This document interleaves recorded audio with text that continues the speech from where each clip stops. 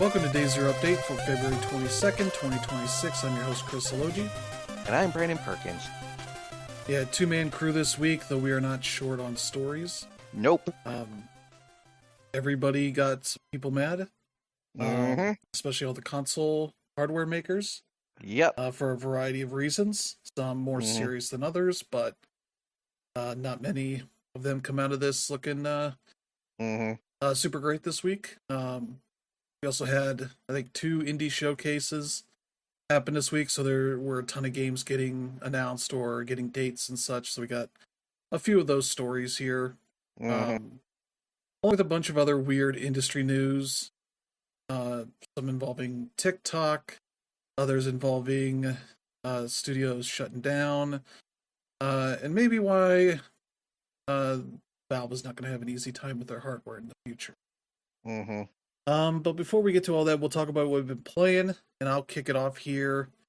I've been playing a couple of games I got out of this bundle from, I think, Fanatical. It was like the Safe in Our World bundle that had a bunch of games in it for like $18. Mm-hmm. One of them I played was Easy Delivery Company, a delivery game that has very kind of cozy vibes to it. Oh yeah. But it takes place in a town that is very, let's say, Silent Hill-esque in a sense, because it is sort of in the middle of a snowstorm, a lot of fog and, flurries going around, as well as roads that are covered in snow. And Mm-hmm. so you're kind of delivering things for people and hoping that nothing unfortunate happens. I played a few hours of this so far, and so far the only like spooky thing that happened is that I was um, parking to go into a building, and when I came back out, the truck did a donut while I wasn't in it. I was like, Mm-hmm. is that a bug or is that a spooky thing? I couldn't figure it out. But that was kind of the weirdest thing. But along the way, you kind of are earning money for the jobs you're taking on, going to different parts of uh, the first city as well as a few surrounding cities um, that you can spend on things like energy drinks and coffee and some of these other things because you have both your truck's fuel meter as well as a personal fuel meter.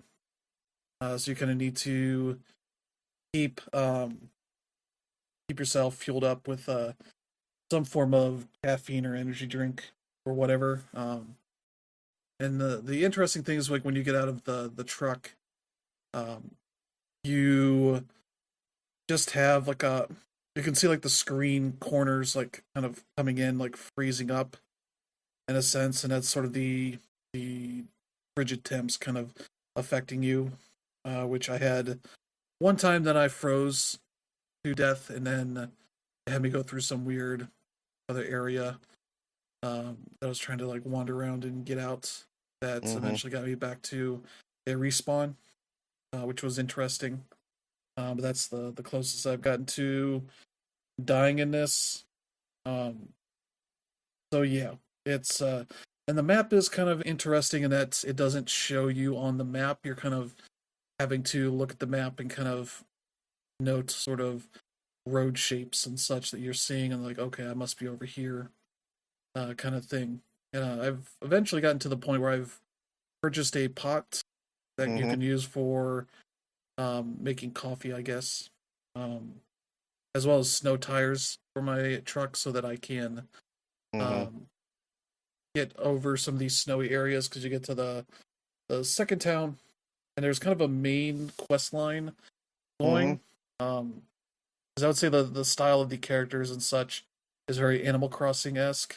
Um, Especially their talking is that kind of kind of thing. Mm-hmm. Um, and you meet one guy who's just hanging out near a fire, um, next to a building, and you're like, "What's up with this dude?" And he's playing like an ocarina or something, a very kind of Mm. Ocarina of Time kind of style ocarina. And so you're Yeah. talking to him, and he's like, "Oh hey, what's up? Can you get me like an energy drink?" And you go down to where that's at and buy him one and bring it back, and he takes it, but then gives it back to you. He's like, "You can keep this." Um, visit me in my cabin back in this town, and I will make some coffee for you and hang out. Kind of shows Mhm. you the ability to make coffee and that kind of stuff. Um, and coffee kind of fills up your fuel meter, your personal fuel meter, Yeah. more than the energy drink does, and it lasts for longer. They Mhm. are kind of encouraged to keep doing that.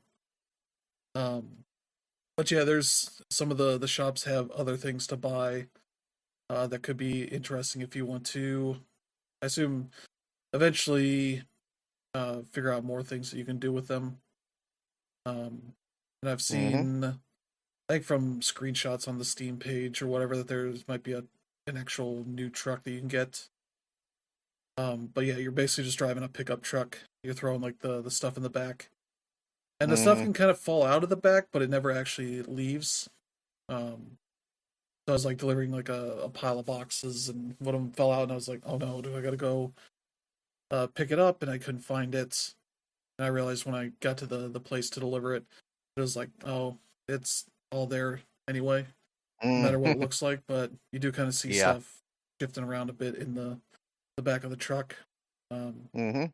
but yeah, that's a fun game. Got some good vibes to it, and just spooky enough to be interesting. And yeah, one of the places you go to, it has like a bunch of wood that has blocked this tunnel. Yeah. So you literally go and buy a lighter, you set it all on fire, just sit in your truck and watch it burn and then disappear once it's done burning. Mm. And that was like a fun, satisfying thing to do. But yeah, that's been a fun time. I think that's only on Steam right now. Um, the other game I played was called Refresh. That's Mhm. Fresh. It's a small 3D platformer from a team that has released a new game since then. I think it's like maybe a handful of people worked on this game. Um, it is the premise is generally that you are this robot that lives in this town area that has suffered Mhm. through a big storm, and you decide to, with encouragement from your buddy, to go and help people like gather materials to rebuild their houses or fix their business or whatever they need fixing. Mhm. And along the way, it's kind of a collectathon 3D platformer, um, where you are just collecting these materials, and you also find these like solar cells that you gain that give you an extra action, so that you can do a double jump pretty early, but you also have like a dash move that can get you across the distance pretty quickly. And I Mhm. think by the end of the game, when I beat it, I had probably either 8 or 9 of those stacked up. Um, they do like in a Zelda fashion. They have one that's split up into 4 chunks that you got to go Mhm. find. Otherwise, everything else is just whole to add to it. But by the end, I had all the achievements and had beaten the game in about like an hour 20. It's not a super long Mm. game. It was pretty Yeah. fun for the time that it's lasts. And it got me Mm. looking at the speed run list for it, and people were able to beat it in like 20 minutes or so. I was like, okay, that sounds pretty reasonable, especially if you know the exact amount of materials you need of each kind for that, and Mhm. sort of the proper pathing and all that. And they have like a guide for that that's like, oh, you go do all this other stuff first, and then you come back and do this thing because it takes longer for like one of the earliest missions you get. Mm. But yeah, you kind of go through this town and then go across the river on the one side, which involves you jumping on a bunch of big rock platforms to get across. Um, you go over there in this like forest area to collect a bunch of stuff, and then you go back and go across the other side, across a different river to this like valley kind of area that has a bunch of these wind turbines hanging around it, Mm. which act as also platforms of a sense. Um, and up there, there's also a guy that's just like, hey, I've got some challenges if you want. They're like these little speed run challenges to get through these like 13 hoops or whatever it is, um, Mhm. using your dashes and all that. I beat the first 2 times that it gave me, which were tough and challenging, but from there, I think you get one that is like, oh, you only have 3 actions you can do. You have to land on the ground, refill those, and then keep going. Which I think I got pretty close to the time that was needed there, but just ended up not getting it done. I was just like, that's fine. There's no achievement for that. There's no real reason to do it unless you really want to. But otherwise, that was a fun time for a game that's not super long. If you want to just buy it on your own, it's like a $5 game. It's not a super costly game. Yeah. But works out pretty well for what it is. And then, yeah, I've been playing some demos. I played the demo for Blossom: The Seed of Life. That's out, I think, March 9th on Steam. It is kind of a spin on the formula of Astroneer, in the sense that you are this robot that is trying to terraform this dead planet. And you have this backpack that shows, the battery you have, battery charge you have on it, as well as it has like slots on the sides for collecting materials and storing them until you need them. Very similar to Astroneer's thing. It's designed a bit differently, but it's similar. It doesn't have any other systems to it, like Astroneer's, where you had a bunch of like crafting stuff you could do on it as well. Here it's just a pure storage thing. But you're on this like Mars-like planet. It's very, very red, like planet that has big fog and dust storm kind of stuff going on. But initially you're going through around your like little base station that you're in, running around to gather materials to build things that it's the tutorial's kind of listing for you to do, up to the point that you kind of start building out a printer of sorts, similar to Astroneer. And similar to Astroneer, you have to plug those into your station through outlets, kind of thing, and you have to power up the outlets to make sure that's all going, so everything is powered up properly. Which by that point you're going to be making a fuel generator that then runs off of these fuel rods you make that are pretty easy to get. So you can start generating your own fuel, because the battery you have in the base is not infinite. So you do have like a finite amount of time to get your shit together before you are out of battery juice, and then we'll have to start a new run.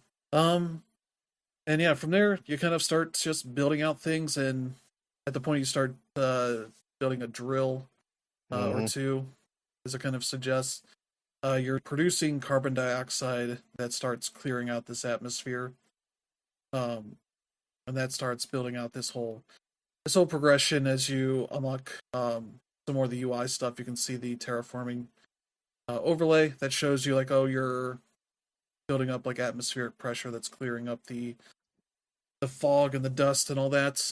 And where I am at, the demo goes pretty far from what I've seen. You build this like terraform analyzer that essentially has like a battle pass style interface for this. So as you reach certain milestones in the atmospheric pressure number, it unlocks more blueprints for things. And the nice thing is that you get these like blueprints as like cards that you just put into the printer, and it adds those to your list of things that you can build. And I enjoyed this demo enough when I was recording the video that I noticed that I got a code for it from the devs. So I was like, all right, I'll check this out, because I started over again, because I was like, kind of know the general flow and how things work, because early on it can be rough to figure out what's going on. The tutorials aren't amazing, and the UI is not great at like helping you get up to speed pretty quickly, especially as you're running low on battery. So it's one of those games where you probably do want to start over at a certain point, like be more efficient in your early part of the game. That kind of helps you out later on as you're figuring out more of what's going on. And so yeah, I got to the point where I had a rover that I could drive around. Though before that, you get wagons, which are things that can hang out behind the rover. But also, if you just attach them to yourself, they will follow you around. and from there you can install modules on them. One like a mining module that lets you mine the harder substances that you can't do on your own, as well as a storage module. What else? There's a battery thing that's so that you stay charged until it runs out, and there's like a scanner module that if you like, oh, I need silver, you can have it just set to silver's frequency, and it'll show you that on the compass at the top Yeah. of the screen, so you can know where things are at generally. And that's the point where you can start exploring more outside of the immediate area you've been in, and you start finding out, finding a lot of these remnants of prior like um, attempts for, I assume, humanity to colonize this planet. You see like a big satellite dish that's been, it's falling apart, and radio station, and big big ship that's still like crashed into the planet or something. Remnants of habitats and all this kind of stuff, and some of them you can get into early on, and some you can't. So where I'm at is I've done like the first chunk of quest stuff. I have essentially um, taken the base station and fired back up into the uh, into orbit and got up into the regular space station. That's kind of where I'm Yeah. at on this. Um, yeah, I've been enjoying it a lot. It's definitely rough around the edges in a lot of things. And I don't know what I'm playing. Supposedly the final build, but maybe they'll make some changes before then. But I don't think that there's going to be anything major from what I've seen so far. But luckily they basically said like there's no embargo on talking about it, other than just a final review kind of thing for the day that uh, they gave in there for the embargo. Otherwise, I can talk about the Yeah. game as is. And what I've played so far, I believe, is all the demo, as in it's just an earlier version of it. It's like 0.8 something, supposedly that late into the development. I haven't been checking that out if you're into astroneer type stuff, but this is less about um, digging into or carving out the planet itself, and more just going around and collecting materials to build out things and getting like a fun train of rover and some of the wagon stuff going behind it to explore and find things around. Because you're also getting like data logs that are essentially like building out a story of what happened, and that's neat to see. Though I have not gotten, they've been pretty scattered over the chapters they have in there, so it's kind of an incomplete thing right now. I'm looking forward to playing some more of that. Let's see. I played the demo for a game called Titanium Court. That's the dev AP Thompson put out a pretty fun um, reveal trailer the other day that is essentially like a big song, weird silly song that is like, hey, don't play our game. Nobody should want to play this. And it just does the opposite effect of making you really want to see what this weird thing is. And the best way to describe it from playing the demos that is it's kind of a match 3 strategy game. The way it starts up is it has like somebody introducing what's going on here as like an unfinished play as being performed, and it suggests that it's kind of a roguelite thing, but I've not I've not ended my run that I've played so far. But they suggest like it's not been finished. The writing has not been finished, nor do the actors know where it's going to go. So it's kind of a competition between who will get to the end of the script first. And so then it jumps you into this world where this is all kind of presented on like a stage of sorts, but a very weird looking kind of thing is with like a match 3 thing going behind it. It's like land tiles, And so you go through some story stuff as you're talking to people, um, figuring out kind of what's going on, and then you go back into the match 3 stuff, and that is kind of building up materials as you're matching, 3 or 4 or 5 or whatever of different land tiles to get, gold and food and wood and water and whatever. And then once you're done with that, you have a meter that um, empties out as you make more matches.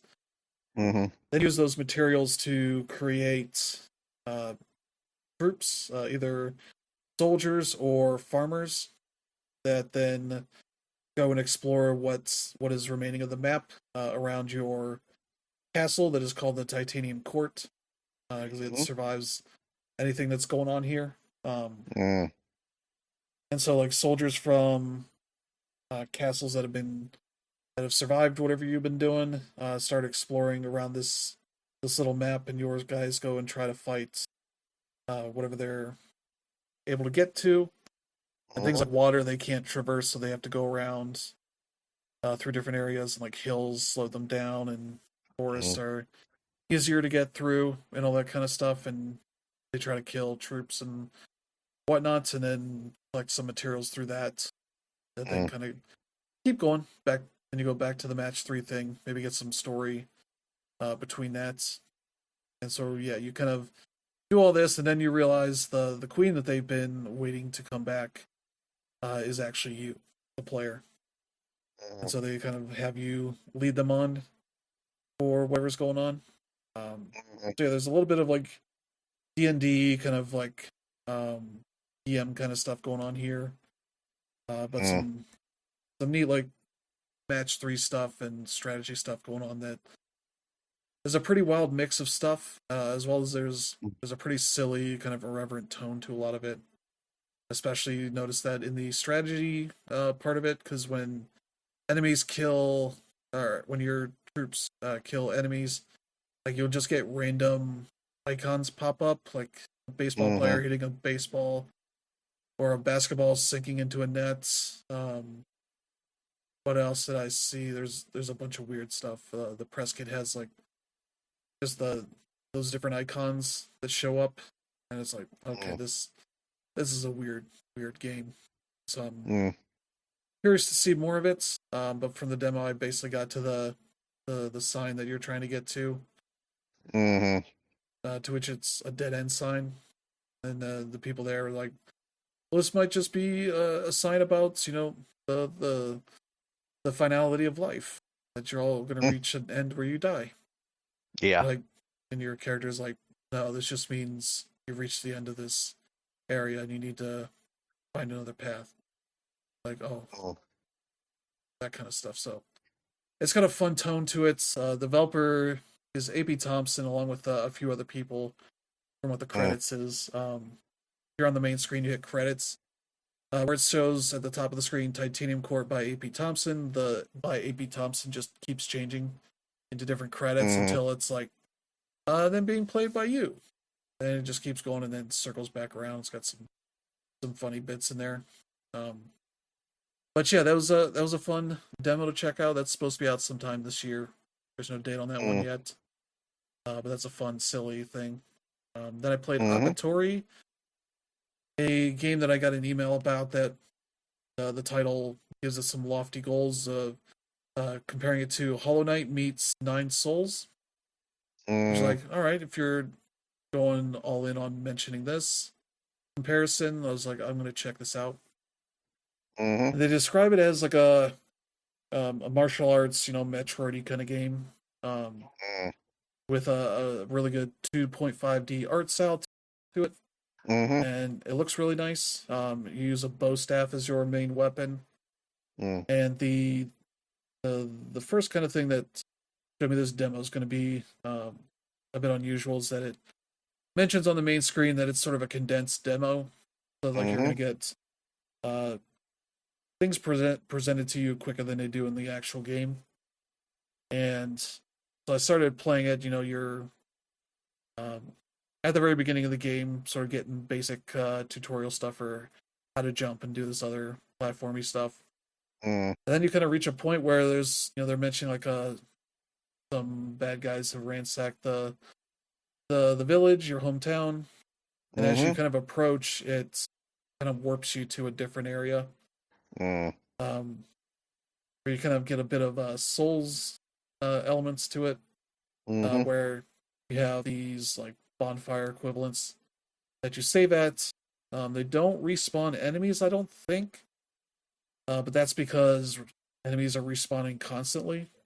Mm. Not maybe as ridiculously as they do in like Castlevania or Ninja Gaiden, but not that much different. Mm-hmm. So I would like go and clear out enemies, and if I'm going like up one side and coming down the other, I can see where I was at that those enemies had already respawned by that point. Mm-hmm. So there's not really any Souls like kind of state of you've killed these enemies, they're dead until you know, refill your health at a bonfire kind of thing. Um, and the weird thing playing this is that the controls felt pretty unresponsive. Mm. So much so that I kept unplugging my controller and plugging it back in over and over to see if that was the issue, and I don't think it was because I played, Mm. all these other demos I mentioned here uh, with this controller plugged in the entire time. Mm. Those all worked fine. I think this game just maybe has some latency issues or something because I Mm. would hit the like square button on my controller to do an attack and it didn't activate. Mm. I kept hitting it and then eventually attacked. I Mm. unplugged and replugged it in. It seemed like it improved a little bit, but it still never Mm. felt comfortable in the Mm. way it was coming out. And so the video I did of this just has me dying a bunch because one, the enemies are pretty tough to deal with, Yeah. um, and the platforming isn't good enough to allow you to kind of be very um, efficient with the way you're jumping up and doing attacks. Mm-hmm. They're enemies that seem to be timed perfectly to attack you as you're jumping up.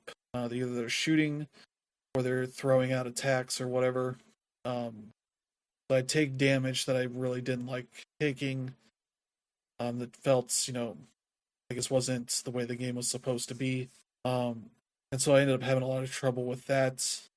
Even as I was starting to get more comfortable with things, it still never felt great in the way that it was controlling. Um, Luckily, they don't have a date for this yet, and I feel like there's this kind of stuff is like things you would be tuning for later in development.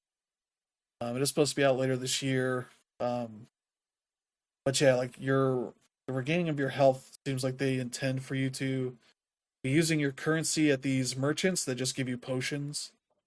There's like potion for making you stronger for a bit, replenishing like one chunk of health or replenishing all of it.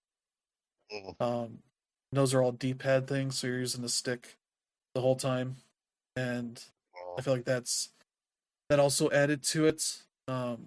Typically, don't have that much trouble with like using sticks in 2D games like this, Mm. but this one particularly just did not feel great. Um, and it also just has some weird control things. You run into these like bamboo poles that are sticking in the ground, and it very much looks like Mm. it can flick you, but I can never figure out the timing on that to get it working right. And I was like, is this an actual thing? And I looked at the Steam page, and there's literally like in the description of the game, there's a GIF showing some gameplay, and one of them is you flicking your character off of this thing across the gap. So I'm like, this seems to work, but I can never get it in the point where it flick me, upward into the air. Um, at least on an upward trajectory, it would always be like slamming me into the ground, kind of thing. Mm-hmm. Uh, it that never felt like it was easy to do. Mm-hmm. But the control issues seem to be a constant. And yeah, there's like stuff like that. I got to the boss, which is sort of at least starts with like a sequence where you're swimming through water, avoiding these like ivy or something in the water, like golden ivy that causes damage to you.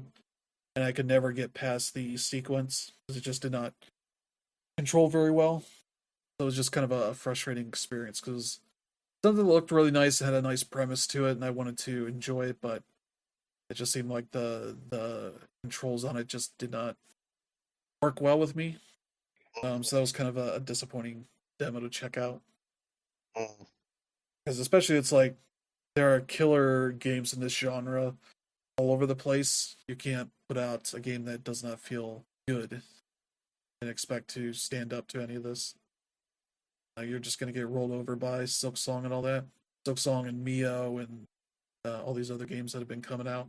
So there's that, and then the last one I played is Replaced, which was supposed to be out in March, and then before this demo came out, they delayed it again to April 14th, I think it is. So game that's been delayed constantly got delayed once more as right before launch. So, but this is game's coming to Xbox and PC that is also going to be on Game Pass, and the demo is really good. It is kind of a 2.5D action platformer, maybe in a mix of the platforming of an Inside and an Uncharted kind of mixed together, and then some combat bits that are reminiscent of the Batman Arkham stuff. It's not as complex as the Batman Arkham stuff, at least for what they showed here. The combat there is basically just hitting dudes. They'll get like a little icon above them as they're about to attack you, and you dodge out of the way to avoid it. And as you're attacking, you're filling up a meter that then allows you to use your gun to form a finisher on them.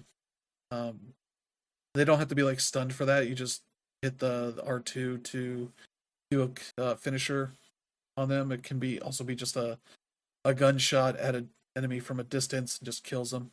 So, and that meter does not carry over to the next fight, so you're encouraged to just keep doing that over and over again. And the rest of the platforming stuff is all pretty basic stuff of walking left or right, jumping up onto walls to pull yourself over, occasionally running into dumpsters or whatever that you have to push up against the wall to climb up. The Uncharted stuff shows up when you get to some areas where you start doing some swingy stuff off of lights or whatever is hanging off of buildings to get some of that going on. And yeah, there's a little bit of stealth that I saw. This seems to be like a cyberpunk kind of world. After a nuclear thing has happened, and you're outside of this corporate-owned city called Phoenix City, like Phoenix City, something like that.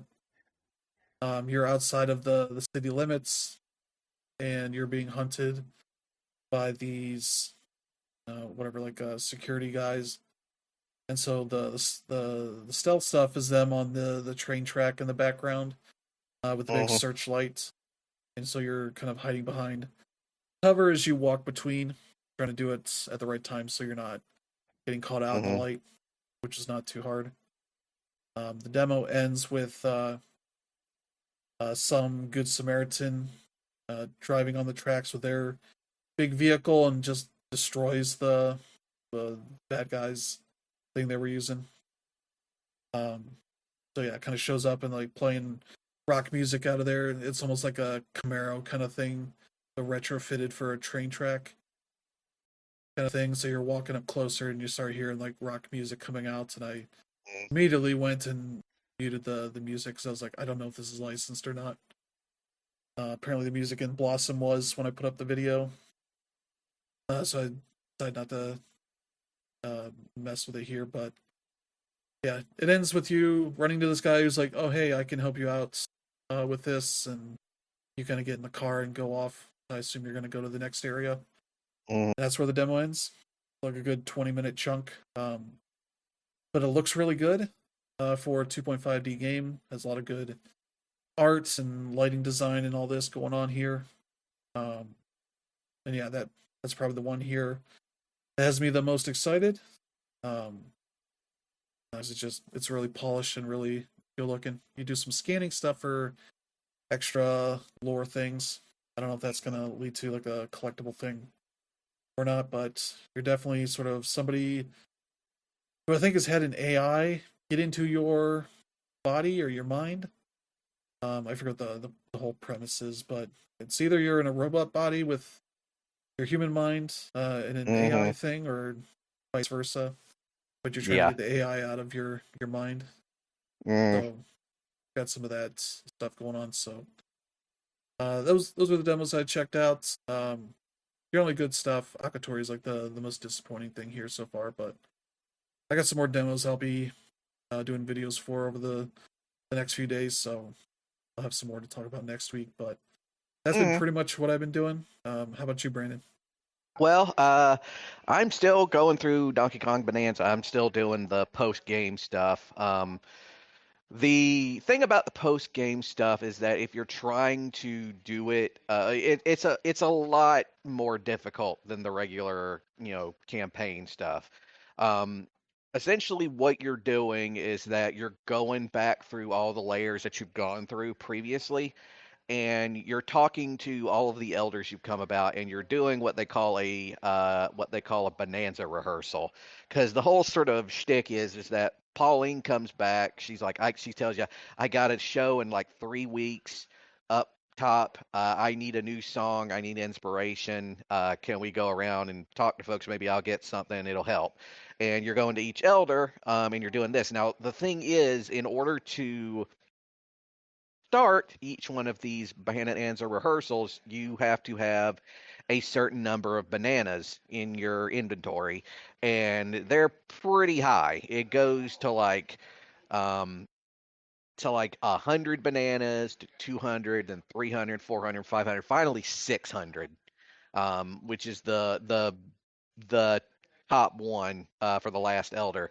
And keep in mind there's only about like 777 like um named bananas that you can get in the game.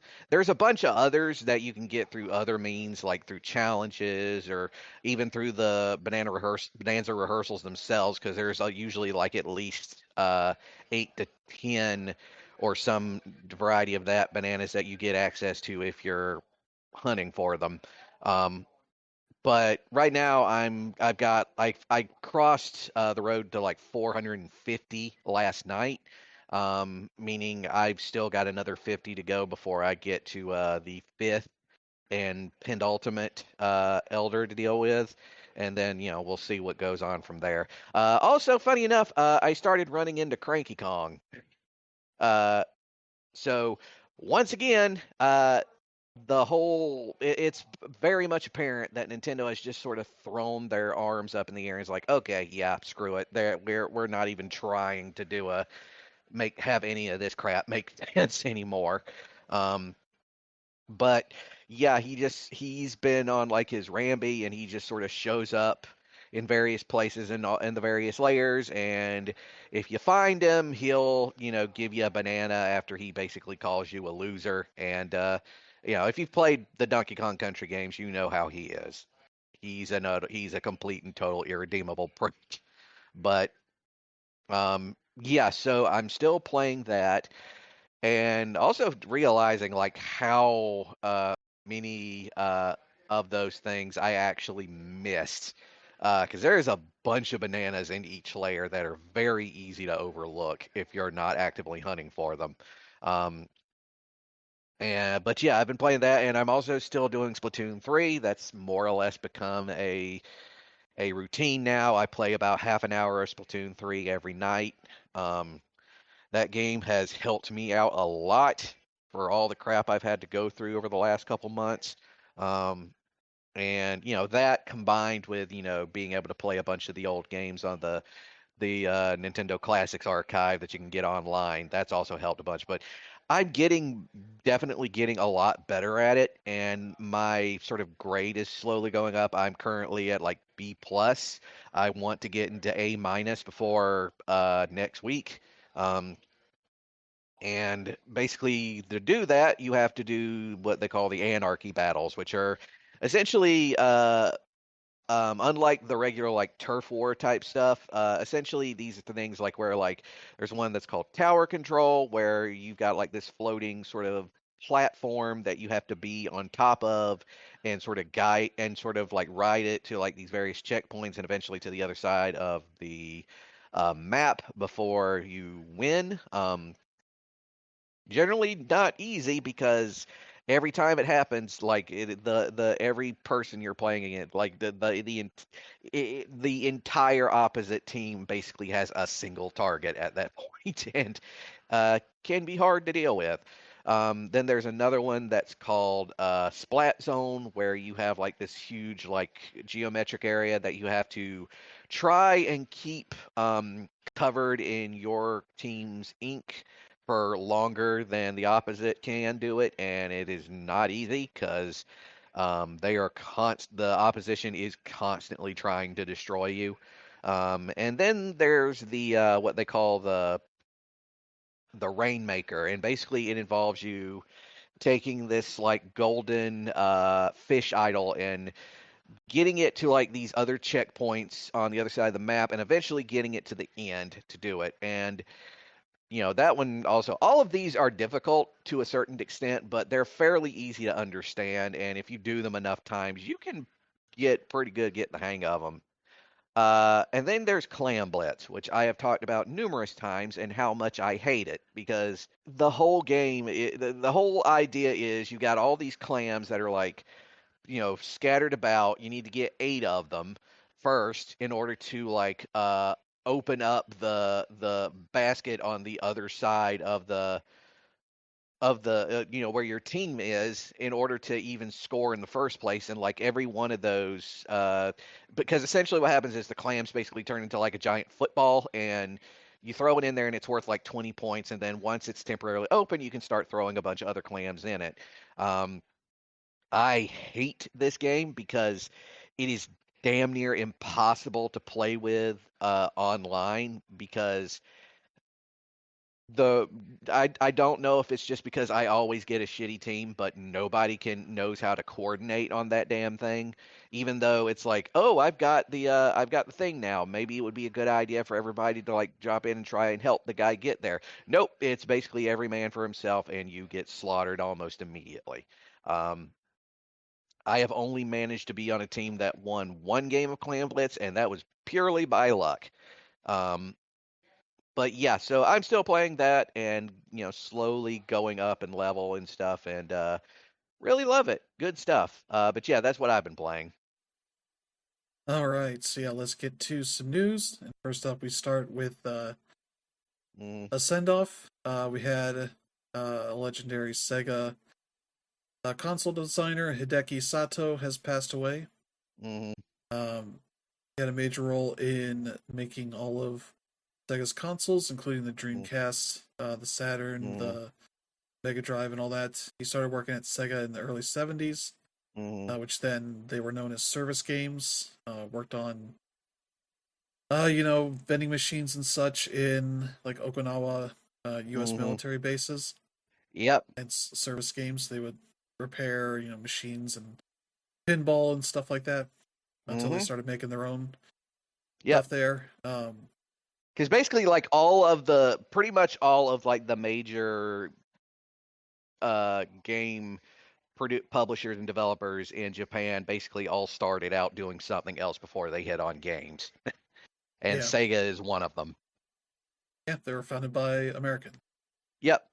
but eventually, worked with Japanese people, and Japanese people ended up Mm, taking control of the company mm, at a certain point. But yeah, this guy's had been there for a long time. Passed away at 77.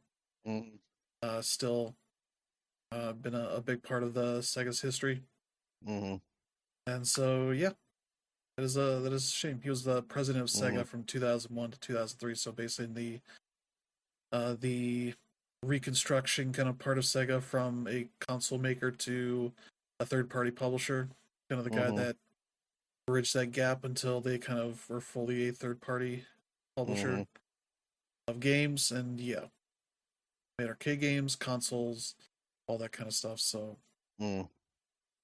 was a big part of gaming history, and fortunately, he had to pass away. So Yep. there you go. Sucks, but we all have our day with the Reaper. Yep. So there you go. Yeah. Now let's get to Nintendo. They released out of nowhere. They announced they had a Switch Mhm. 2 upgrade for Xenoblade Chronicles X Definitive Edition. Mhm. That is $5. Basically, just improves the resolution and frame rate. Mhm.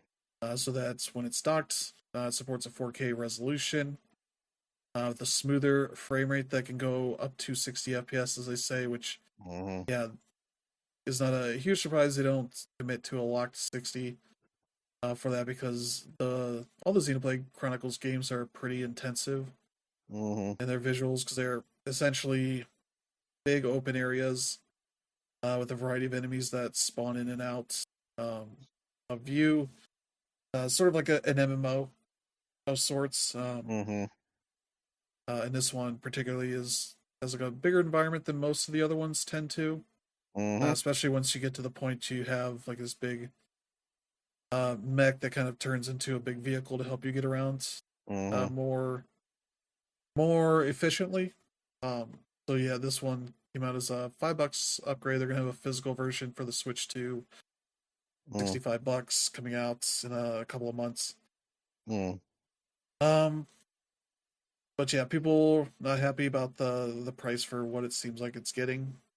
Um, especially because from what it seems like, people are playing only in handheld. The visual improvement is not that good Mhm. for the price. So there's some criticism of that stuff. I've not had a chance to launch it yet. I paid the $5, but I only played Mhm. docked, so I'm not gonna. Seems like docked is fine Mhm. for the improvements, but mostly in handheld, it seems like people have an issue Mhm. with that. Yeah. But yeah, so there's that. That's their one of their big news bits of the week. Yeah. Honestly, as far as these as one of those upgrades concerns, that's probably one of the cheaper ones. Because a lot Yeah, of those upgrades have been like an extra $10, $20. yeah. This one, much like the Animal Crossing one, kind of mostly focuses on that kind Mhm. of stuff. Though Animal Mhm. Crossing also added a few other things. Mhm. I think it was the increased multiplayer, voice chat support Mhm. for like the game chat stuff and the camera, and like stuff like that. But Mhm. I ended up picking it up anyway because the visual improvement was nice to see. But yeah, there's that. Let's see. Yeah, we have some indie stuff coming out soon. This one here, PC Building Simulator 2, is coming to PS5 and Mhm. Xbox on February 26th, later this week. It's Mhm. been out on PC for a bit, but they finally have the console version coming out, so that'll be cool to see. Mhm. I really like the original game. It seems to just have more of that going on. Mhm. So yeah, that looks like it's gonna be a pretty fun one. So there's that for indie games to look forward to. Mhm. Let's see what else we have here. Yeah, Nintendo also announced another thing that they are releasing Pokemon Fire Red and Leaf Green that are coming to the Switch and Switch 2 on the Mhm. 27th. So that'll be Friday here. $20 Mhm. each. They are download only titles. They won't have a physical release of Mhm. them, which is a shame. They just released a $40 or $50 physical edition with both on Mhm. there. Deal with it from there. Yeah.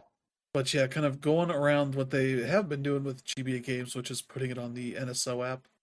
Mhm. And it doesn't seem like they're really doing anything new to any of these.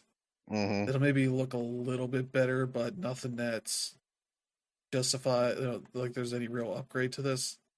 Mhm. Um, I forget where I'm gonna have to look this up. They put out an FAQ in their support section that is pretty funny because it has like a bunch of questions that are like the typical thing that people would complain about. Let's see if I can find that here.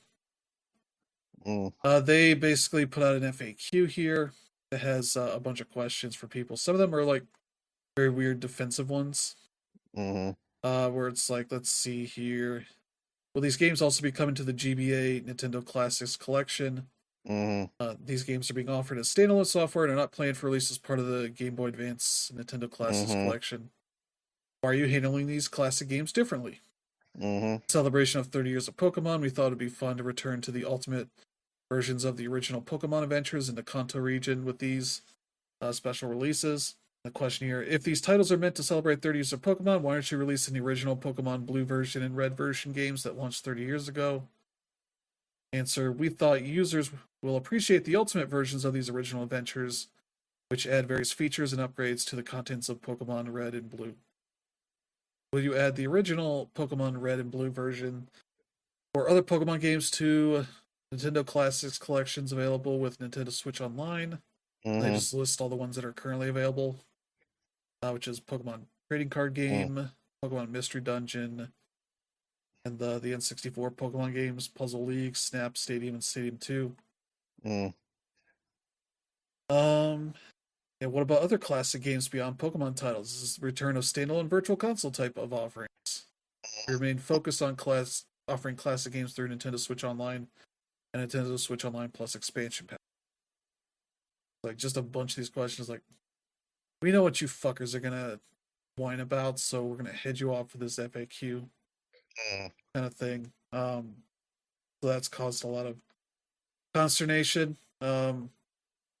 We were like, just put these on here, but if you remember on the 3DS Virtual Console, they offered, I think it was red, blue, and yellow on the Virtual Console, but they disabled the save scumming or the save state thing you could do. Mm-hmm. Especially, I imagine they would not like the rewind as well being on here to try to mess with the RNG of things.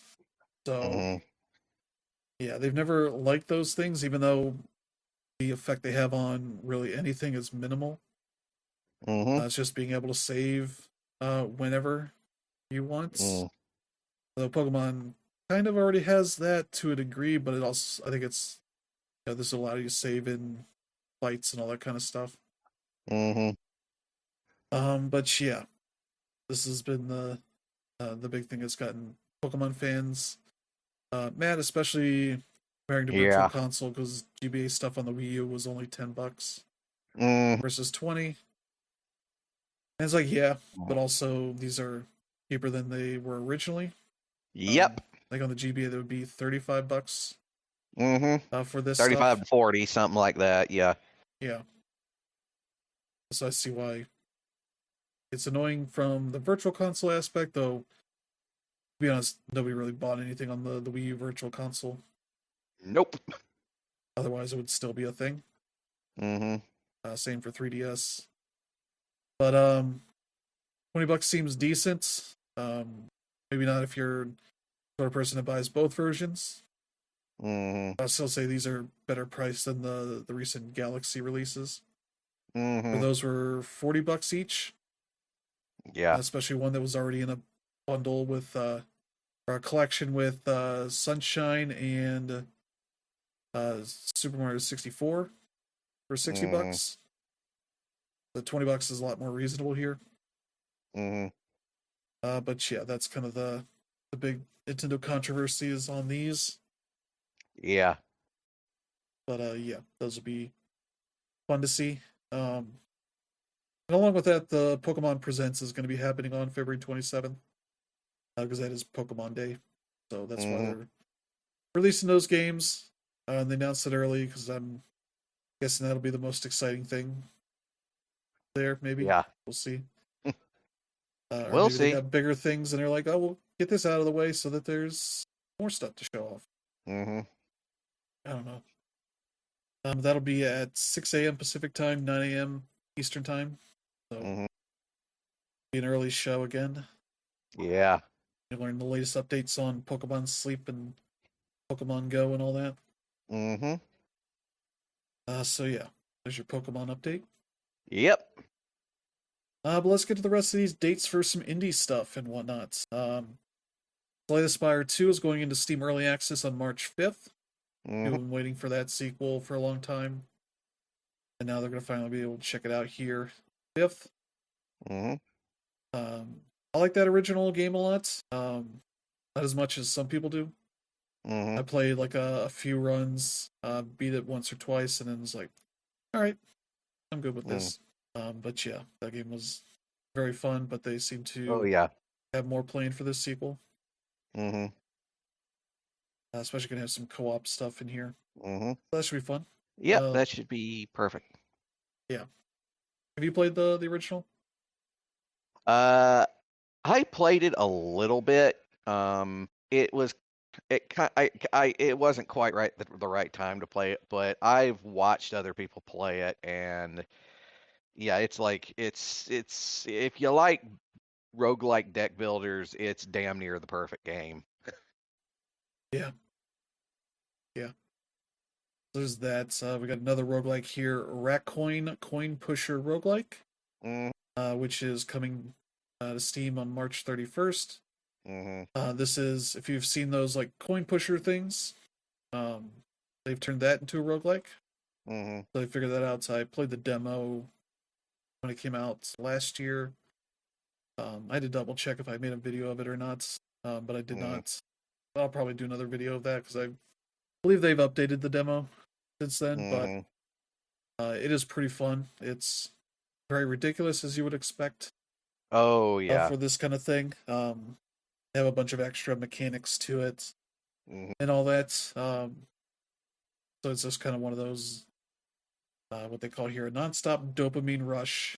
mhm, That's a fun one of those that'll be interesting to see. It's March 31st. mhm, April 7th will be People of Note. This is a musical turn-based RPG mhm, that'll be out on PS5, Xbox, Switch 2, and PC for $24.99 from mhm, Annapurna Interactive and developer Iridium Studios. They have a pretty packed cast list here. mhm, I don't know if they mention it here in this note, but I've seen the list before, and it's got a lot of people on it that seems like it should make for a fun time. mhm. Let me see if I can find the. Here it is. They announced that 3 weeks ago. Yeah. Um, some of these have voice actor and vocal Mhm, performance. Let me see. Like one of the characters is voiced by Erika Ishii, mhm, but the song vocals is by a different person. mhm, Oh yeah, here. They have a character voiced by Alex Boniello, who's a Broadway actor who's done some things with Giant Bomb mhm, for a weird thing there. I don't know that I know all of these people here. Is this the person I'm thinking of? Yeah, Deborah mhm. Wilson's on this cast. So that's Yeah. really fun. Mhm, I didn't know she could sing, but that's cool. So yeah, I think that's mhm, some good people on this list. That's looking neat. On April mhm, 16th, Gecko Gods will be out. This is sort of a puzzle mhm, platformer. You're playing as a gecko that can, climb up walls and get into places that you might not expect, and working on, solving a bunch of mhm, puzzles and all that as you go around. These ruins and temples and such that mhm, you're exploring, and it seems like a really fun little game. mhm. That'll be Yeah. on PS5, Switch, and PC. Mhm, Then we got Wax Heads on May 5th.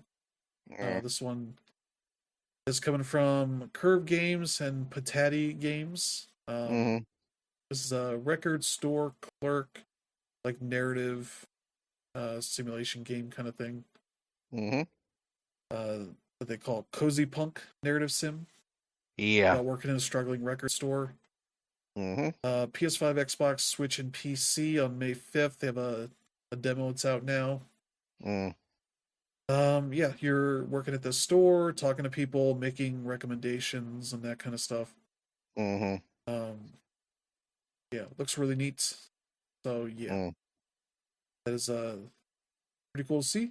mhm. And I think that is it for the dates here. Anything here you're looking forward to? Uh, I'll say People of Note looks pretty neat.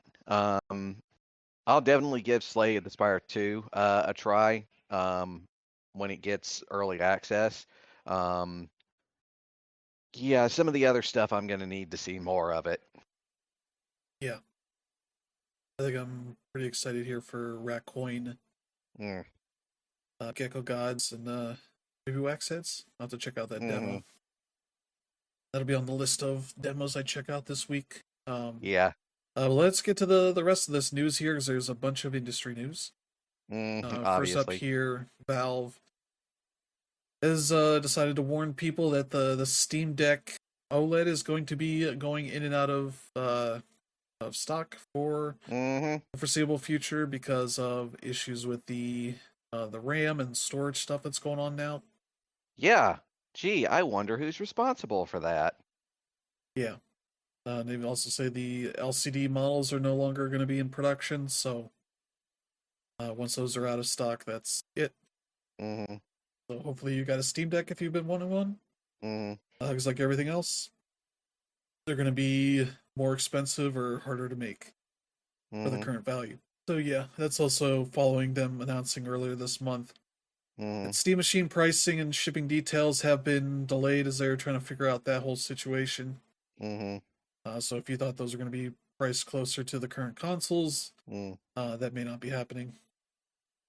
So yeah, not a great time for Valve to be getting into more hardware hmm stuff. So that's a Yeah. fun time for them. Yeah. Yes, it is. Let's see here. We got this very weird story. Mm-hmm. Finji talked to IGN about this issue they've been having for a bit, where apparently TikTok has been creating and running racist generative AI ads for its Mm-hmm. games without their permission. Mm-hmm. Uh, yeah, their CEO and co-founder Rebecca Saltzman was talking about this on Blue Sky. Mm-hmm. Yeah, I think this is them kind of highlighting this LinkedIn post. It's basically like heads up if you spot weird AI stuff. So the Mm-hmm. brands you follow on Instagram and Facebook, uh, and pointing out this post from another company called Snag, makes Mm-hmm. like I think tights and such, um, and that they have some algorithm changes and such to fuck with things. Mm-hmm. But she's talking about how they've had a real fun thing with TikTok, where based on this story, it seems like their official account on TikTok pushes ads for its games, Mm-hmm. but has all the AI options turned off for this Mm-hmm. stuff because they don't want anything they haven't made specifically for themselves to be pushed for any of that. They found out that these were being made without their knowledge, thanks to social media comments on their Finji account. Mm-hmm. People, sharing what they're seeing Yeah. and getting screenshots of that stuff so they could see like what the hell people are seeing. And so they contacted TikTok support to figure out like what the Mm-hmm. hell's going on. Yeah, the original ads seem like they are videos Mm-hmm. advertising Finji's games, which is like Usual June, Night in the Woods, Mm-hmm. a bunch of other games like that. Tunic, I think, is one of theirs Mm-hmm. as well. And yeah, these ones are focused on Usual June. AI Mm-hmm. enhanced versions, which appear on TikTok as if posted directly from the official Finji account, seem to consist of slideshows rather than video. Yeah. Several of the AI enhanced images seem to be relatively unedited compared to their original counterparts. One image is noticeably modified. Mm-hmm. It depicts an edited version of the official cover art, original version of which is pictured above. The main character, June, is depicted alone, but the image extends down to her ankles. She's depicted Mm-hmm. with a bikini bottom, possibly large hips and thighs, and boots that rise up over her knees, seemingly invoking a harmful stereotype. Um, which yeah, you've seen footage of that actual game. She's wearing like shorts and like Mm-hmm. regular shoes and all that. Yeah. So that's not great. And they talked to TikTok customer support, where they can confirm that they had the smart creative option turned off, which is for preventing them using generative AI to make versions of your ads, different Mm-hmm. versions of your ads. So you might be able to create mix versions of multiple ads you're creating, I guess, Yeah. to whatever I guess does best. Yeah. There's also another version called Automate Creative, Mm-hmm. which can also improve, quote unquote, Mm-hmm. the things you're using for ads, music, audio, images, and video and such. They both are turned off, but still we're getting affected by all this. Mm-hmm. They say they're unable to view or edit the AI generated versions of its own ads. It is only aware of them via, people commenting on how weird these things are. Mm-hmm. Yeah, that there's is pretty sure there's another inappropriate generative AI ad circulating based on Mm-hmm. usual June, but is unable to see the modifications herself. So I'm guessing somebody wasn't able to get a picture of it or whatever. Mm-hmm. Since yeah, they've ended the ad campaigns that potentially were affected by this stuff. So maybe that'd be one way to fix it. But TikTok support has been unable to solve Mm-hmm. any of their issues with this. Mm-hmm. Yeah, that the some of the stuff seems like it's using these AI features even though they have them turned off, Mm-hmm. and so that's kind of leading to a support circle of hell for them. Mm-hmm. Yeah, there's others using Night in the Woods, which is unsurprising. But Mm-hmm. yeah, this is a very weird story and very weird problem. I'm not surprised by because TikTok Mm-hmm. is just a mess of a social media service. Mm-hmm. A lot of what it has going on, and throwing AI into it Mm-hmm. seems to have compounded the issue. So Mm. made for a great time for everybody. So yeah, Yep. there you go. Yeah. That's it just sucks, man. Yeah, It sucks that this is the world we live in. that there's no way to fix it. Quite literally, there is no way to fix it. Not anything that's known to man, anyway. Yeah. Let's see. We got this other story here. The company that owns The Escapist, Video Gamer, and Esports Mm-hmm. Insider, Clickout Media, seems like they're essentially laying off most of, if not all of the staff that Mm-hmm. worked at those sites and are basically getting rid of all their old content Mm-hmm. to turn it into advertorial sites for gambling and casinos, Mm. which is not surprising. There's a number of companies that is the quickest way for them to make a buck is just essentially make use of the extensive link history of these sites out there Yeah. Mm-hmm. to be like a means of making gambling money off of Yeah. them. That's not an uncommon thing for a lot of old sites like this. Mm-hmm. So this is unsurprising that Clickout Media seems to be another one of these companies that is buying up multiple media outlets and then just trashing them as soon as it Yeah. works. The money works out in their favor for doing this. Mm-hmm. Yeah. I would not be surprised if we end up hearing something from some escapist alumni in the next week or so about this shit. Yeah, From James Stephanie Sterling or Yahtzee Croshaw or any of those guys. I want to say Yahtzee's been doing his own thing for a while. Well, yeah, he has because they went off to do Second Wind a while back, but both of those individuals were very interconnected with the Escapists for a long time. So, Yeah, they're probably going to have something to say about it. yeah.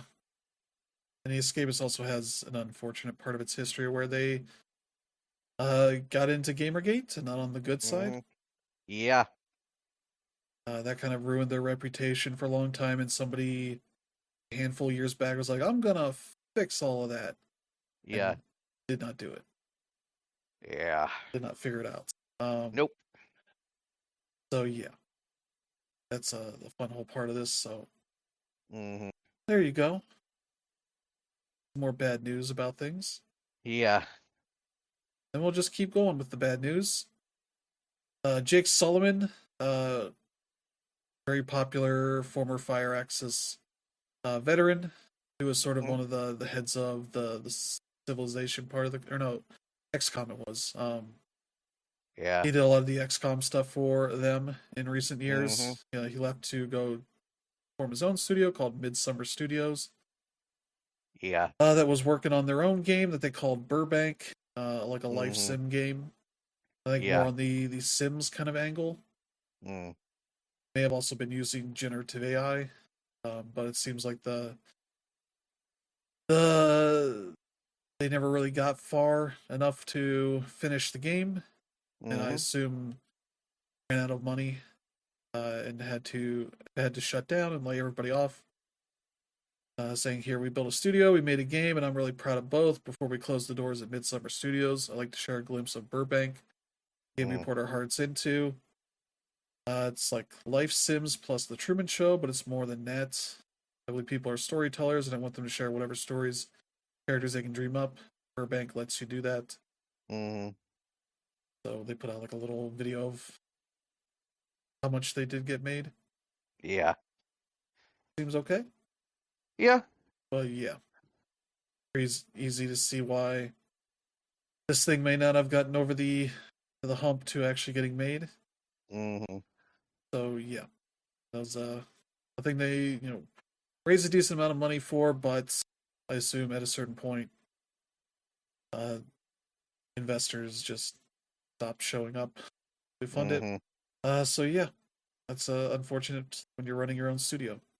Hmm. So there's that. For some bad news. Hmm. Next up, more bad news. Ubisoft Toronto has laid off about 40 people. Hmm.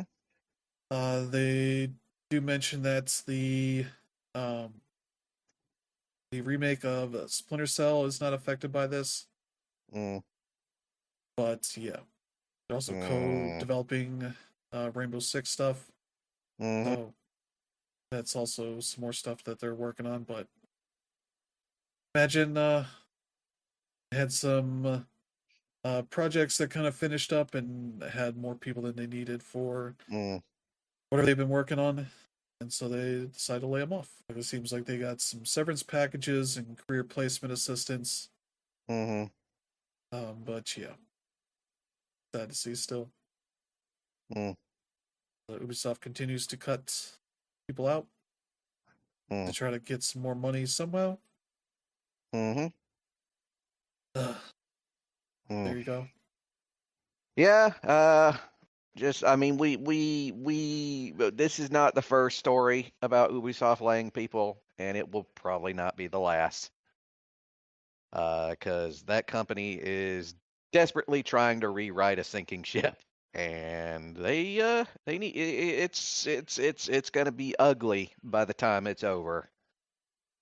Yeah, I'm hoping that maybe afterwards Ubisoft will be come out of it a better company with better products, but they got so bloated over the last 15 years that it's gonna take some serious like rethinking from top to bottom to make that company work again. yeah. That seems to be what they're trying to do. Hmm. We don't know if that's going to pan out into an actual healthy company or not. We don't know, but we'll have to see. Yeah. And then we got this story here. Sony is shutting down Blue Point Games, Mm. developer that worked on the Dead Souls remake or Hmm. a Demon Souls remake at the start of the generation, Mm. and has not been able to put anything else out. Nope. We know they were working on some God of War live service thing. Hmm. One of their pitches to Sony seemed to be working on that for a while, and that just did not pan out. Hmm. And anything else they have pitched to Sony since then has not panned out as well. Hmm. From what it looks like, they kind of wanted to work on their own things or their own non-remake or remaster type of Mhm. projects, and that's sort of what Sony picked them up for. Mhm. And they never really panned out for that because they bought them after they released the Demon Souls remake. Yeah. Um, that seemed to show they had good chops for whatever new IP or spin-off thing they could make off of a God of War or something like that. That could be Mhm. a pretty cool thing, and it just never worked out, Yeah. which is just a shame. Mhm. And it doesn't seem like they wanted to go back to doing any sort of remasters, which as part of this whole the way this thing has been talked about Yeah. on the internet is people are like, well, they should have been doing the Bloodborne remake because that's easy money. And it's like, yeah, it is if they want to work on that. Yeah. It didn't seem like they wanted to. Yeah. It's it sucks. It really sucks too, because these guys were basically just they were the masters of going back and rebuilding a game from top to bottom. Anybody who Yeah, has played, their remakes of Demon Souls or Shadow of the Colossus knows these guys were the absolute pinnacle of that. Like yeah, there was no other developer that could touch them with what they did. And the best part is they always added just a little bit extra in there, just as a treat. Just as yeah, like, we decided to go back, we gave you, the interpretation of the original experience, but we also threw in, some extra stuff that you can go off the beaten path to get if you want. Um, and that's the kind of thing. And you played these games, these remakes, and you knew that these were people who were actually passionate about the games that they made remakes for. yeah, And it's like, uh, honestly, Sony very easily could keep this studio going and just eat the cost if they wanted to, yeah, because the games they've put out have sold pretty well. Uh, and then they made the dumbass decision to say, "Hey, we're gonna have you guys do a live service game in the God of War universe that nobody freaking wanted," yeah, and now they got to pay for it. It sucks. yeah. I Let's see. They do mention they swear, are with Sony, I opening up. swear it's like one step forward, two steps back, man. Yeah, it seems like they are offering some assistance for maybe relocating some of these people to other studios Mhm. in Sony, but imagine the majority of them are going to be Mhm. losing their jobs, Mhm. which they mentioned is going to be about 70 people. Mhm. So a pretty small studio, all things said. Mhm. But yeah, that'll be unfortunate. Hopefully they find new Mhm. work. Mhm. But yeah, there you go. Sad news there. Yeah. And then Xbox said, we want in on this bad news business because we got to Yep. be the top of everything. Yeah. They said, we're blowing this shit up. Uh, Phil We Spencer are is pouring out retiring. the gas can, lighting the match, and running out the door. Yeah. So they had a big shakeup at the top of their Microsoft gaming part of Mhm. the business. Phil Spencer, the CEO, is retiring. The Xbox president, Sarah Bond, is leaving. She's resigned from the company. And the person that will be taking over as the new CEO of Microsoft Gaming is Asha Sharma, who has been the president of Microsoft's Core AI product for the last couple years. And I Mhm. think previously was at like Instacart and Mhm. Meta, I think. Yeah, vice president of product at Meta and chief operating officer of Instacart before that. Mhm. She has been working on the co-pilot and all that stuff Yeah. there in the last couple Yeah. years. Yeah. She is essentially going to be taking over. Seems like Yeah. they're not going to have somebody take Sarah Bond's spot. Yeah. But in the process, Matt Booty, who's been head of the Xbox Game Studios, has essentially been promoted Mhm. to chief content officer and will Mhm. be managing all the first party studios and all that, Mm-hmm. along with everything else Microsoft Gaming is doing. So it'll Yeah. be those two at the head of this thing. Yeah. Now, in Asha's defense, I just wanted just to be fair to her. She has been taking, ever since this announcement came out, she's been doing a lot of stuff online, trying to talk to people to sort of find out what it is they're thinking, what they're wanting to hear, what they would want from her and from Microsoft going forward. She seems to actually be engaging with those people, and seems to actually be listening and, acknowledging it. She said that, she doesn't want like any AI slop uh, to be, anything like that under her tenure. But I mean, good for her for all that, but actions speak louder than words. So, Yeah, as much as we got this new hardware that's coming in that is yeah. likely to be infested with Copilot and all that shit, this seems to be confirming that Yeah, assumption. I mean that is kind of the pattern with Microsoft, isn't it? Like every other version of any software they put or hardware they put out is always like uh, the worst version of the last one. And then they fix it with the next one, and then the next one comes out and they somehow latch on something awful, and then yeah, Yeah, it's same shit. and I'll add that her posting on Twitter was Mm, basically like the first thing she's done with her Twitter account. yeah. And she's been engaging with, let's say, less than savory people. Yeah, that's the Um, other problem. one guy that's being sued by a former Kotaku writer for harassment, Yeah. continued harassment, who, Yeah. in the message she responded to, essentially was like downplaying her as a DEI hire kind of Mhm. thing that she responded to, like she didn't see all of that. He Mhm. was asking, like, oh, what are your three favorite games of all time? Mhm. And so he responded with three games and then this screed of other things. Mhm. And it's like, I wouldn't blame her for not reading that shit, but also, Mhm. if you read that shit, you would know not to engage with them. Mhm. But she's also been responding to people essentially saying that Mhm. herself, calling her a DI hire and all that. So yeah, Mhm. I don't really take that stuff as like a sign of anything good, Mhm. especially when there's a segment of shitty people that are like, was was she using AI to respond to all these people? Mhm. Uh, and people are like, oh, she's a woman, she shouldn't be running any company. Mhm. Much less a woman who's Indian American. Mhm. Yeah, the audience there not great to be dealing with. Mhm.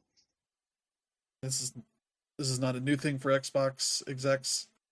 Aaron Greenberg love Mhm. to engage with shitty people out of Brazil, Mhm. where they have a particularly toxic community there. Yeah. Also, they should be on Twitter Mhm. for all the myriad of reasons that Mhm. any public facing executive should not be engaging with people on there. Mhm. But yeah. Along with all that, then people have she posted her gamer tag, which she rightfully started like a month or so ago, Yeah. playing with it, knowing that this was going to be happening, and been playing stuff and like playing a bunch of things. Like has Mhm. like 400 points in like Halo Infinite and Mhm. a number of other things. And people taking it like, oh, she just started gaming, and it's like I don't know that that's the case. Mhm. I'd also say it doesn't mean anything. No. They're like, oh, she's not a gamer, and it's like I don't know if she is. If I Yeah. was her and doing this, I would absolutely have started a new gamer tag and not let people know about any other Mhm. ones I had anywhere else. Mhm. Again, it's also kind of a form of her name, so I would also say Mhm. don't do that with your gamer tags. Mhm. But yeah, this rightfully has a lot of people being like, well, it was good while it lasted on Xbox, Yeah. and her message is like, uh, I believe in consoles and all this, and it's like, also we're investing in Play Anywhere, that Mhm. which is like, that means you're not invested in consoles Yeah. and all that. So yeah, It's just kind of like, Mm. yeah, I'm not surprised by any of this. Phil has been in the process of retiring at some point this year. Yeah.